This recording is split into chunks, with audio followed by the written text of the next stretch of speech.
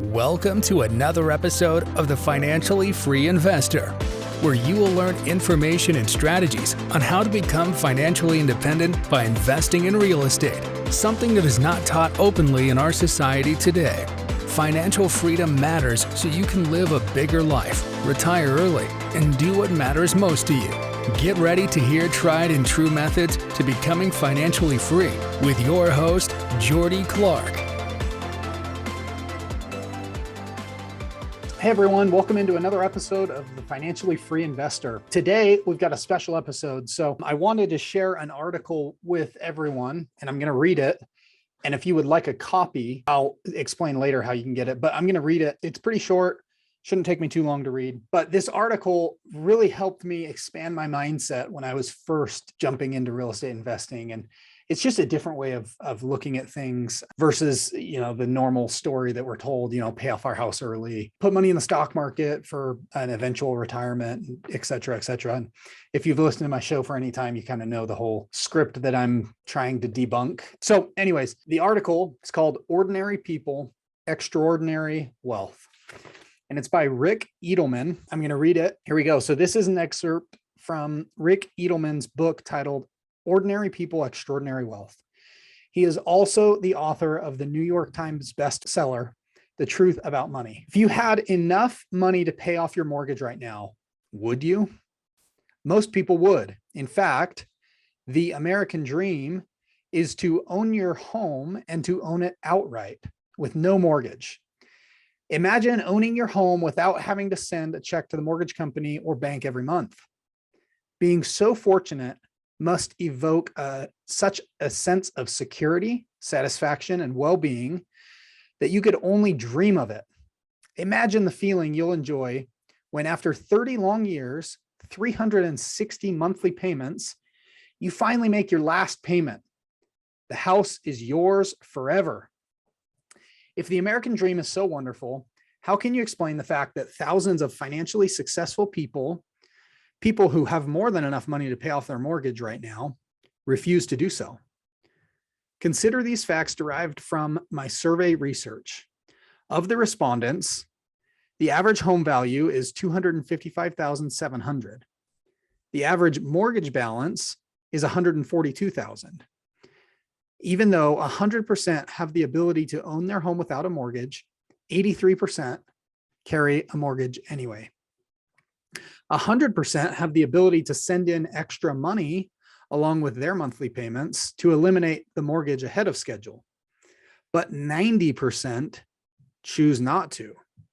Instead, 85% of the respondents have a 30-year loan, and no one in this group sends in extra principal payments or participates in biweekly mortgage plans.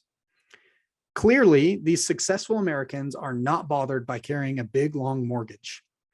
Compare yourself to them. If you have a mortgage and you're struggling to pay it off, or if you're dreaming of the day when you make your final payment, you're trying to do something that financially successful people do not do. What do they know that you don't? It's vital that you understand what's happening here. And we begin with the fact that talking about mortgages is not a conversation about economics or finance. It's about emotions. You love the idea of owning your own home. You hate your mortgage. If you're like many, you may even fear it. All of these are emotional words. None are financial. Yet a mortgage is a financial tool, not an emotional state of mind. Why then do you feel the way you do about your mortgage? Blame it on your parents. Just about everything you've learned about money, you've learned from your parents. Even though mom and dad never said a word to you about money, they had lots to say about mortgages, especially when you announced you were planning to buy your first house. Make a big down payment, they told you, and keep the mortgage payment down low. Pay it off early, child. You don't want that mortgage hanging over your head. The truth is, the less money you have, the more worried you are that you might lose your job, the more important it is to keep a big mortgage. This might seem counterintuitive, but it's the truth. And it's critical that you understand this point.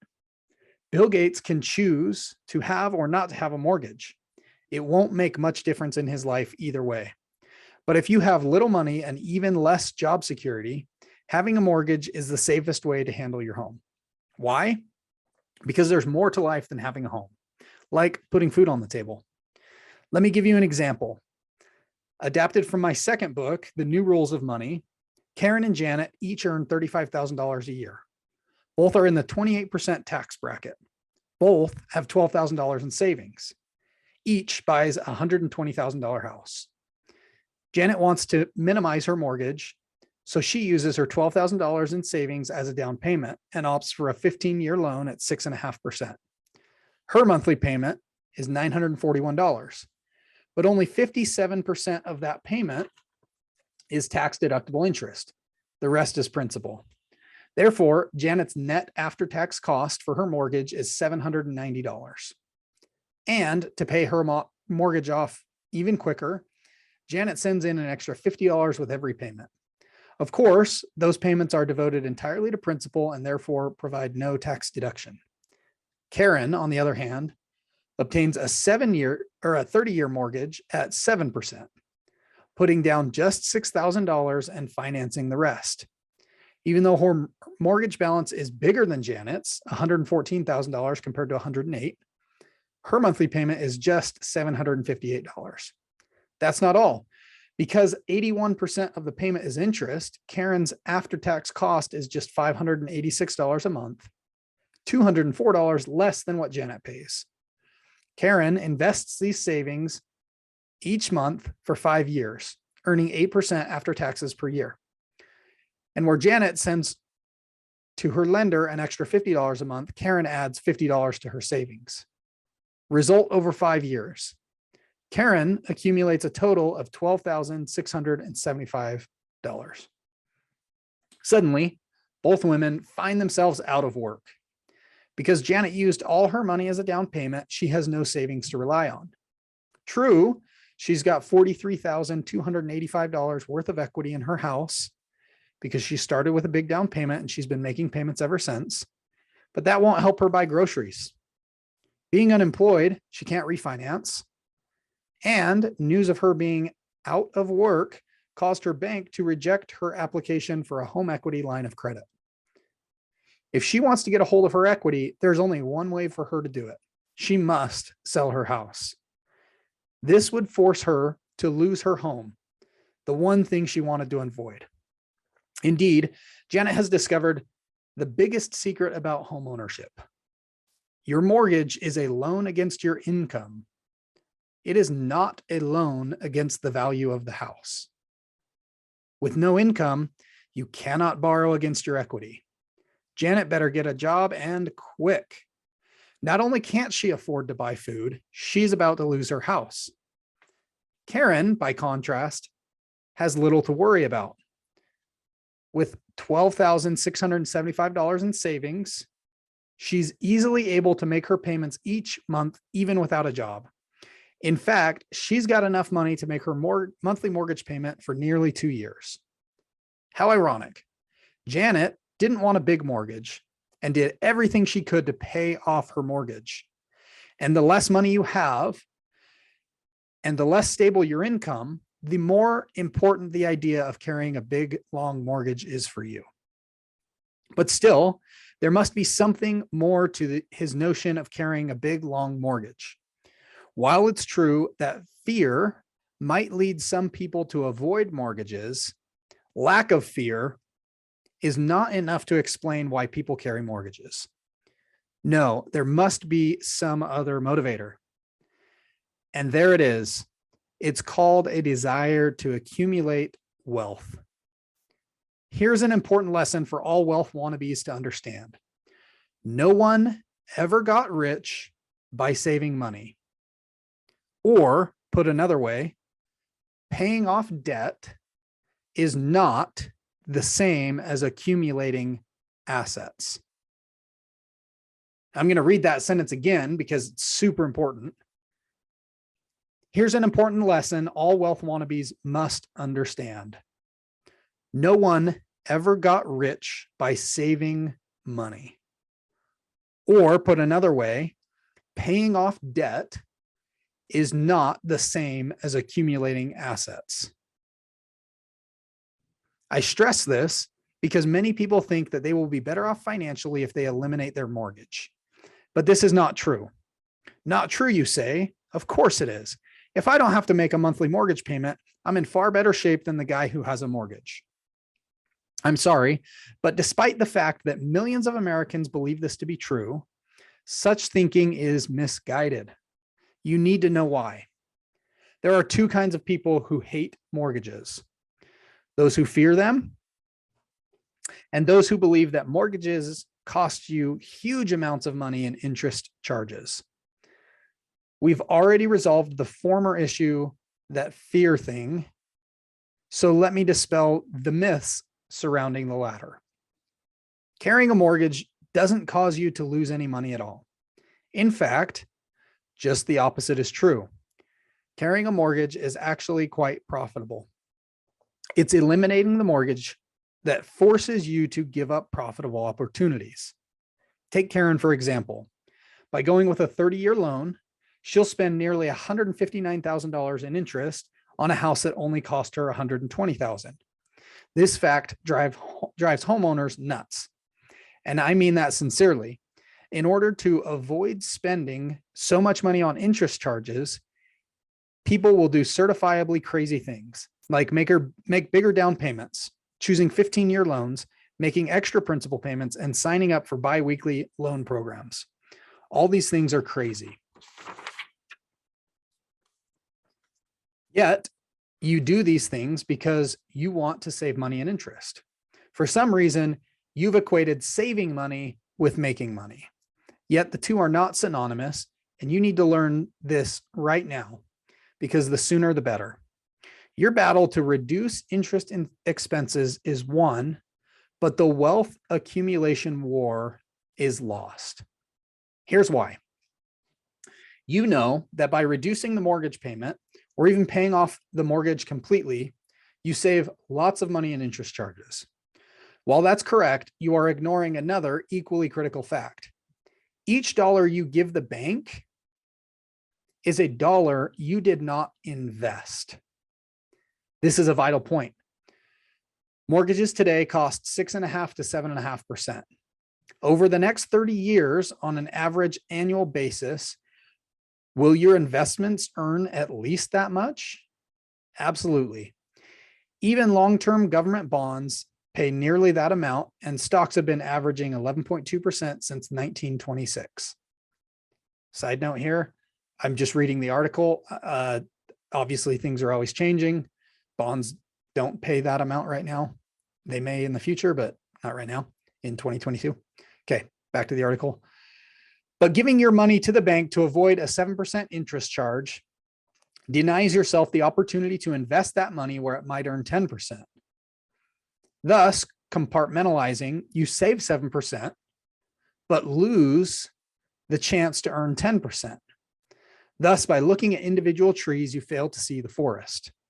Therefore, you have a choice. You can pay cash to buy a $200,000 house, enabling you to own it outright, or you can buy that house with 20% down.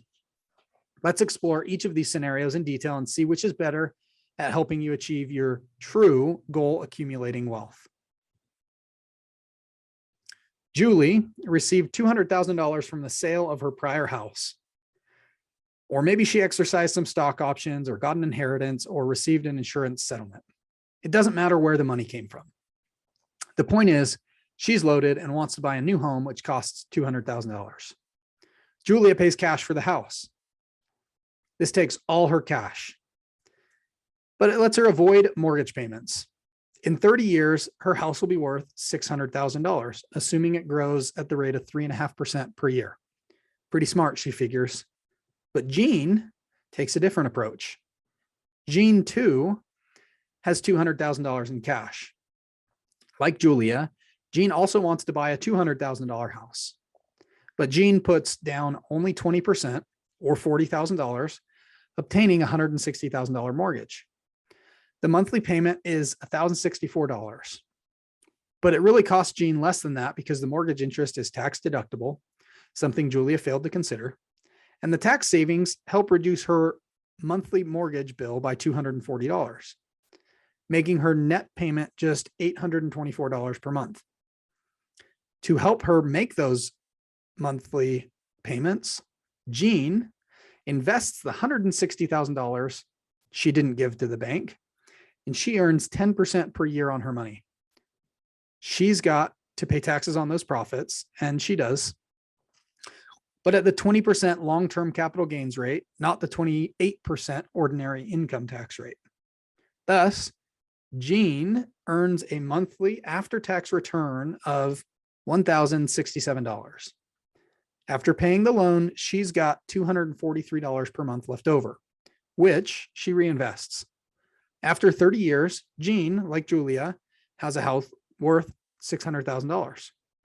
And like Julia, it's fully paid for by then. And that's not all.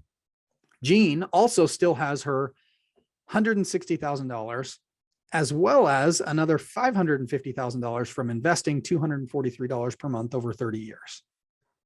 Julia wanted to avoid the expenses of a mortgage. Jean wanted to accumulate wealth. And if doing so meant carrying a mortgage, Jean was willing to do it. The result, Jean's net worth is $1.3 million, more than twice Julia's. So don't fret about all the interest the loan is costing you. Focus instead on all the money you're able to save as a result of not giving your money to the bank in the first place. The more you pay in principal, the quicker you pay off your loan. But as we've seen, giving the bank any more principal than necessary is the last thing you want to do. Because, one, you get no tax break when giving the bank principal.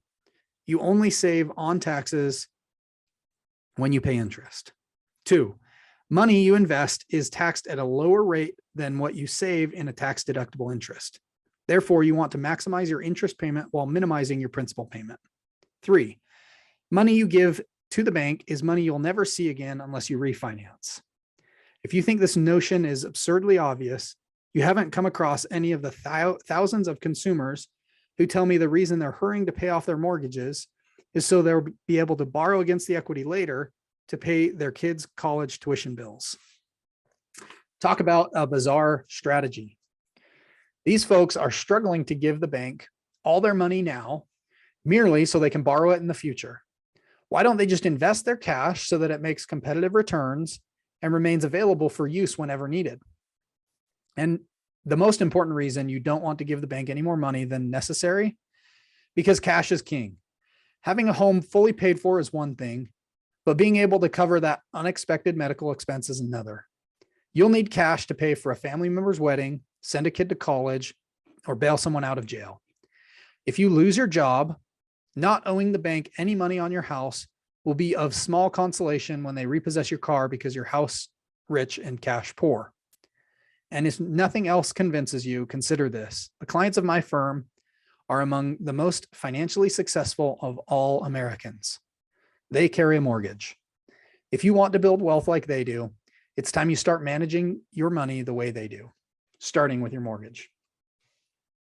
So that was an article titled Ordinary People, Extraordinary Wealth by Ric Edelman. If you guys want a copy of that, please email me at thefinanciallyfreeinvestor@gmail.com, and I'll send you a copy. I think this is so critical, and I'm going to go off on a little tangent here for 2 minutes and just relate it back to you guys, because again, this kind of just was very simple and talked about your own primary mortgage. Now imagine if you took money out of your primary residence and went and bought 1 or 2 or 3 rental properties. The tenants are going to be the ones that pay that property off over 30 years. Rent is going to go up every single year for the most part, even if it's only 3%. If the rent is $1,500 a month, 3% is $45 a month. So every year it's going to go up at least $45 a month, but it's going to compound. So it's going to end up being worth more and more and more and more as the years go on.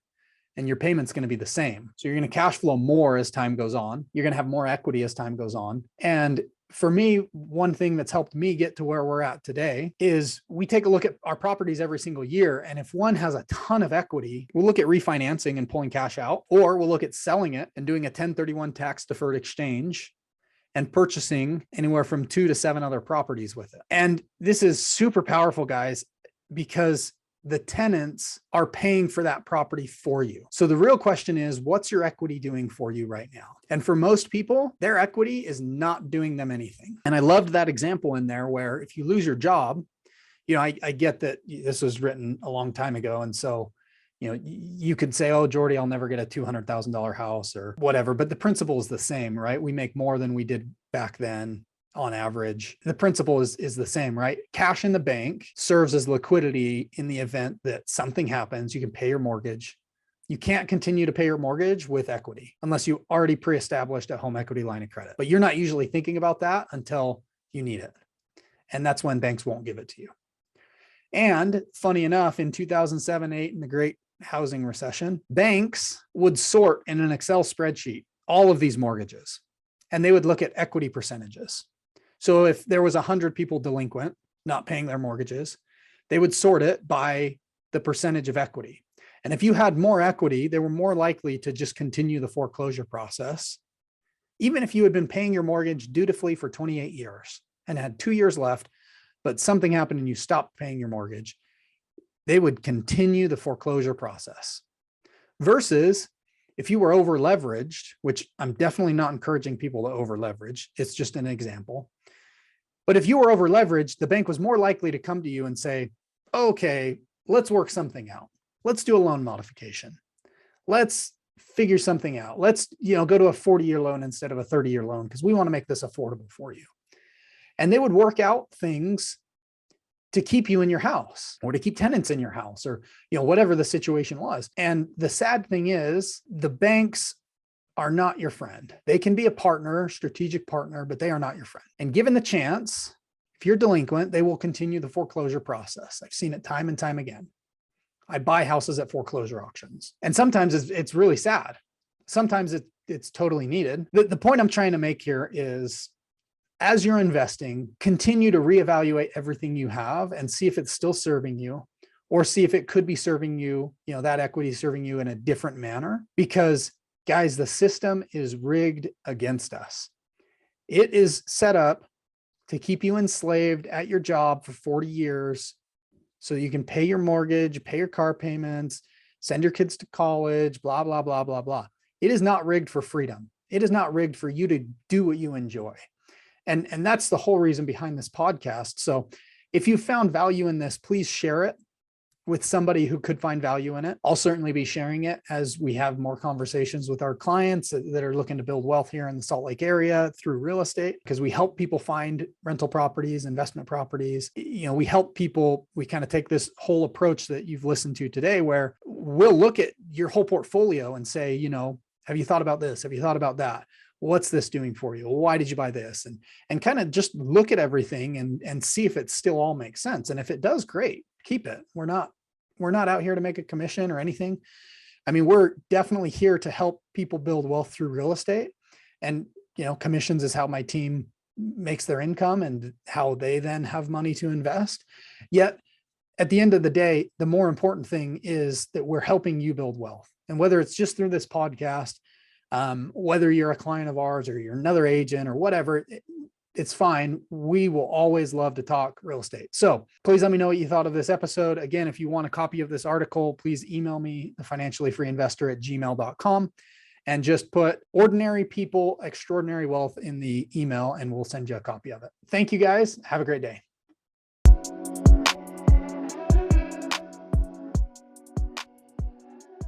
Thank you for joining me for another episode of The Financially Free Investor. If you found value in this episode or know someone who would find value in this information, please share with them, subscribe, and send us a review.